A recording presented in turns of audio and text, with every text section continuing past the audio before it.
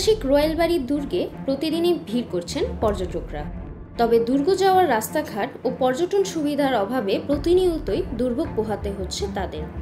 জেলা প্রশাসক বলেছেন, পর্যটক সম্ভাবনায় স্থানটির রাস্তা সংস্কারের কাজটি খুব দ্রুত সম্পন্ন করা হবে। নেত্রকোনা জেলার কেন্দুয়া উপজেলায় অবস্থিত রয়্যালবাড়ি দুর্গ একটি প্রাচীন স্থাপনা, যা মূলত সুলতানি আমল বা মোগল আমলের কোনো প্রশাসনিক কেন্দ্র ছিল বলে মনে করা হয়। এর সঠিক নির্মাণকাল জানা না গেলেও প্রত্নতাত্ত্বিকদের ধারণা এটি সুলতান আমলের আলাউদ্দিন হোসেন শাহের শাসন আমলে নির্মিত হতে পারে। বর্তমানে এই দুর্গের ছাদবিহীন কিছু ইমারতকালের সাক্ষী হিসেবে বেতাই নদীর তীরে দাঁড়িয়ে আছে। স্থানীয়দের কাছে এই দুর্গটি 12 দুয়ারে মসজিদ নামে পরিচিত। পাশাপাশি এই মসজিদ ও পুকুর খননকে ঘিরে ছড়িয়ে আছে বিভিন্ন কল্পকাহিনী। রয়্যালবাড়ি বাজার থেকে মাত্র 1 কিলোমিটার দূরে ঐতিহাসিক রয়্যালবাড়ি দুর্গ, কিন্তু যাওয়ার রাস্তাটি এখনো কাঁচা। ফলে দূর দূরান্ত থেকে আসা পর্যটকদের চলাচল করা দুরূহ হয়ে পড়ে।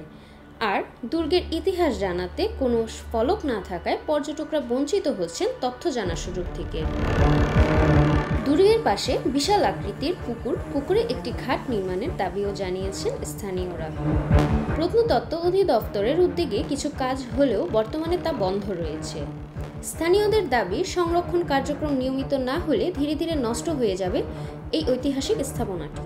রয়্যালবাড়ি দুর্গ এটা দীর্ঘদিন যাবৎ উন্নতি করার চেষ্টা করতেছে, কিন্তু আমরা অনেক দূর দূরান্ত থেকে আসছি দেখার জন্য। এটা একটা পর্যটন এলাকার মতনই হতে যাচ্ছে, কিন্তু এখনো আগের তুলনায় অনেক একটু উন্নত হয়েছে, তবে রাস্তাঘাটের উন্নত ততটা হয়নি।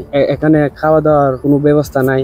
এগুলা যদি উন্নত হইতো, মানুষ আরো দূর দূরান্ত থেকে আরো আসতো এবং এলাকারও একটা উন্নতি হইতো। এখানে দূর দূরান্ত থেকে অনেক পরিবার নিয়েও অনেক মানুষ আসে দেখার জন্য, কিন্তু তাদের যে এই থাকার ব্যবস্থা, একটু রেস্ট নিবে করবে, এরকম কোনো ব্যবস্থা পর্যন্ত হয় নাই। তবে এটা করার জন্য এলাকাবাসী আছে এবং প্রশাসন আছে, তারা যদি একটু নজর দেয় তাহলে হয়তো এই ব্যবস্থাটা আরো সুন্দর হবে। সুন্দর একটি জায়গা, এটি অনেকেই প্রত্নতাত্ত্বিক জায়গা এটা হিসেবেও চেনে। বিশেষ করে আমাদের এই এলাকার মানুষজনই যে এই জায়গায় আসে তা না, দূর দূরান্ত থেকে দেশের বিভিন্ন জায়গা থেকে মানুষ আসা যাওয়া করে দেখে। বিশেষ করে রাস্তাঘাটের আমাদের এই এলাকার খুবই সংকট এবং ভাঙ্গাচোরা আছে। এগুলা যদি একটু উন্নতি হইতো তাহলে মানুষ সুন্দরভাবে আসা যাওয়া করতে পারতো।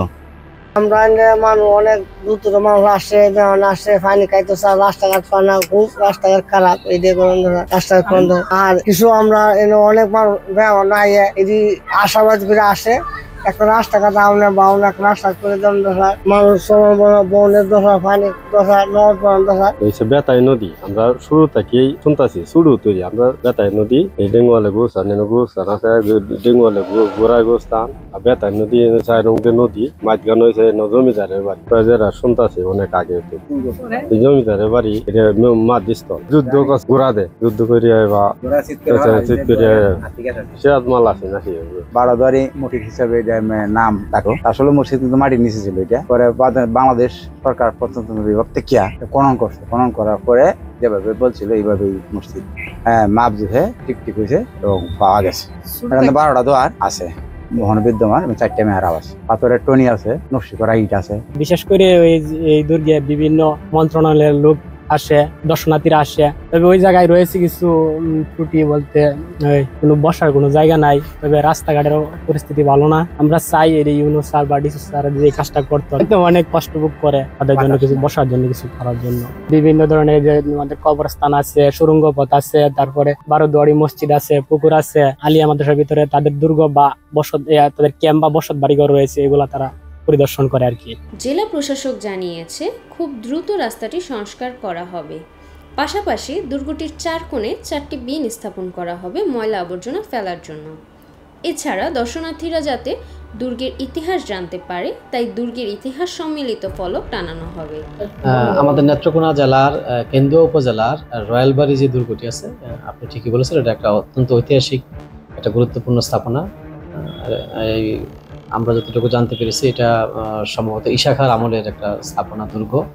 তো প্রচুর পর্যটক নেত্রকোনা থেকে এবং দেশের বিভিন্ন আনাচে কানাচে থেকেও এখানে পর্যটকরা বেড়াতে আসে, কিন্তু এখানে আসলে এই দুর্গটার যে ঐতিহাসিক প্রেক্ষাপট, এটা এই ইতিহাসটা এখানে লেখা নেই। আমরা এটা খুব শীঘ্রই এই পুরো স্থাপনাটির ঐতিহাসিক যে প্রেক্ষাপট আছে এবং যে গুরুত্ব, সব এই ইতিহাসগুলো তুলে ধরে এখানে আমরা একটা বোর্ড স্থাপন করব, যাতে যে কোনো আগত পর্যটকরা আসলে এবং নতুন প্রজন্মের যারা যাবে এখানে তারা যাতে ইতিহাসটা পড়ে এই রয়্যাল বাড়ি দুর্গের ঐতিহাসিক প্রেক্ষাপটে জানতে পারে। এটা একটা বিষয়। আর একটা বিষয় বলেছেন যে এখানে মূল রাস্তা থেকে এই রয়্যাল বাড়ি দুর্গ পর্যন্ত যাওয়ার রাস্তাটা খুবই জরাজীর্ণ হয়ে গেছে।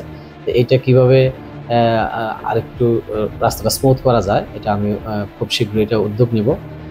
আর এখানে পর্যটকরা যারা যায় তাদের জন্য ওয়াশরুম নেই, একটা পৃথক ওয়াশ ব্লক আমরা ইনশাল্লাহ এটা খুব দ্রুত কাজ হাতে নিবে, এটা করে দেব। কেন্দুয়ার রয়্যাল বাড়ি দুর্গ দেশের গুরুত্বপূর্ণ প্রত্নতাত্ত্বিক সম্পদ, তাই পর্যটন সুবিধা বাড়ানো এবং যথাযথ সংরক্ষণের উদ্যোগ নিলে এটি হয়ে উঠতে পারে আকর্ষণীয় একটি ঐতিহ্যবাহী স্থান।